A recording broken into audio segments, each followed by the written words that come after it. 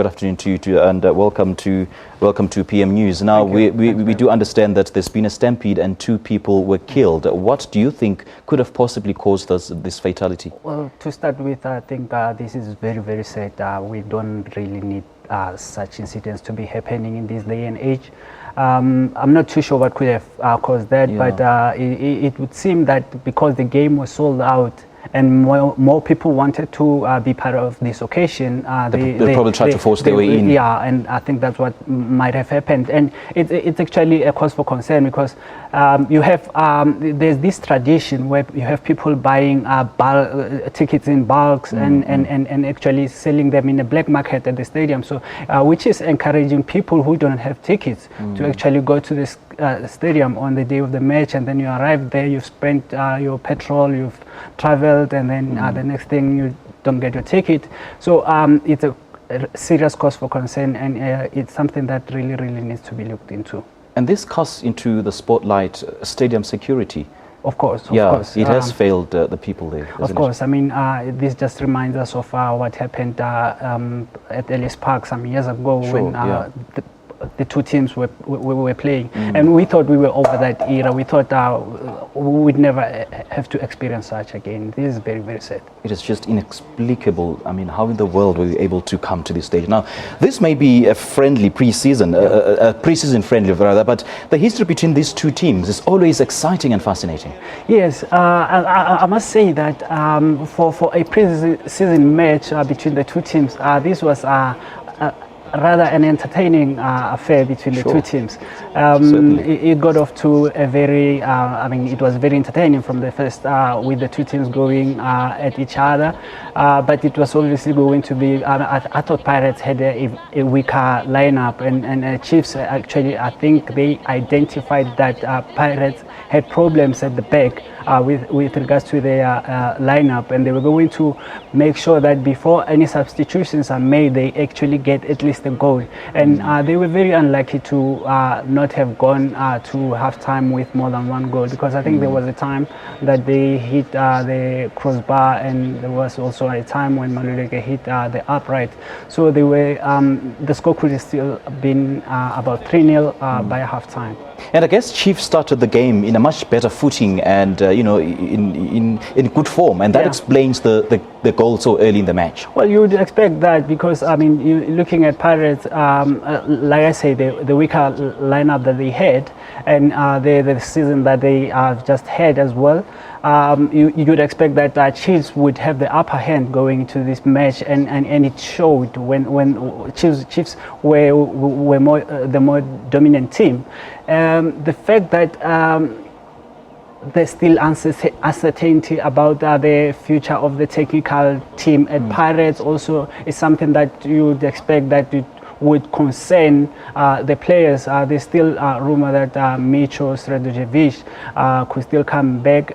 So all those kind of factors are bound to affect the players. But like I say, having Kawa there at the back and Isasa, it was concerning. Pirates were bound to actually concede 1 or 2 goals before any substitution could be made. Yeah, and Pirates are without injured key wingers. That's Thabo Rahale and Thabo Kalinge.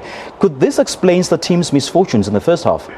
Yes, that's mainly one of the reasons why they didn't have some of their key players. Some of the players that were fielded, the likes of Yogabuza, people were complaining about that, actually saying that it looks like it was the Kaizer Chiefs fans that had voted for the Pirates starting lineup, which is also possible. Yeah, but I think it's going to be telling now for the Pirates technical team. I think for Shenofred, it's an opportunity for him to actually show us what he's got. It's an opportunity now for him to make those substitutions. I doubt Pirates will come back, but let's perhaps just wait and see what he's got. And one notable absentee on the Chiefs camp is Sipho Kekana. Would that affect the team going forward? Yeah.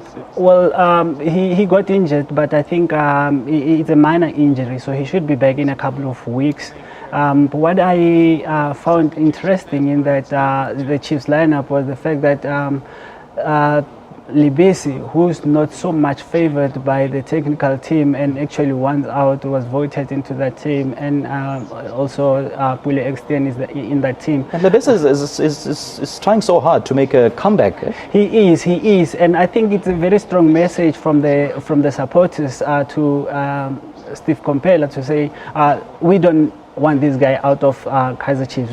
We don't want this guy out of the club. But then the question is, I mean, we know what Libesi is capable of. The question is, why is it that Steve Komphela, with the quality that he has in the likes of Libesi, Extien, Twala, Chiefs are still not able to win championships? And just briefly, we haven't got much time. Let's now get to the bolts and the nuts of the first goal. How did it happen? What went wrong on the Pirates camp? Well, it was a set piece. It was a set piece, and I think it was very disappointing for somebody like Issa Sarr. You would expect that aerially he would be more dominant, but he was beaten by Godinho to that ball, and it happened on a couple of occasions as well. It would seem that Chiefs are actually paid special focus on their set pieces as well.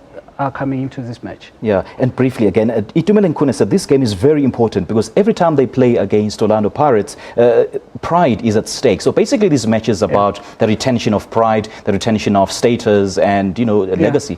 Well, a lot of people are trying to actually take the steam out of it because it is a lineup that is drawn by the supporters and everything. But the fact of the matter is that at the end of the day, when these two giants meet, it's always about pride.